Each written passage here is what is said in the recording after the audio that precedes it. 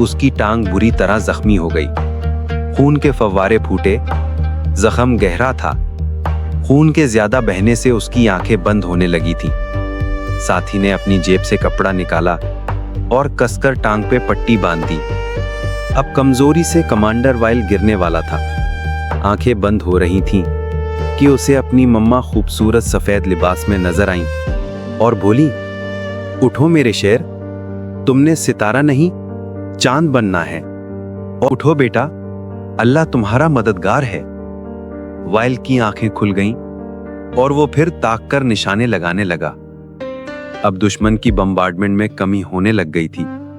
वो पीछे हट रहा था। कमांडर वाइल के साथी उसे जबरदस्ती उठाकर हॉस्पिटल ले गए। वो बेहोश हो चुका था। दूसरी तरफ दुश्मन बेचैन होकर जंग बंदी के लिए दरखास्त कर रहा था।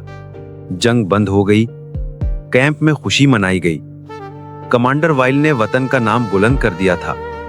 वो एक टांग से माजूर हो गया था, मगर वो हिम्मत नहीं हारा था।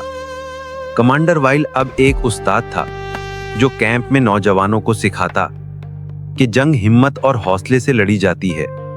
अगर इंसान माजूर भी हो जाए तो कोई बात नहीं, दुश्मन से लड़ने के और भी कई तरीके हैं।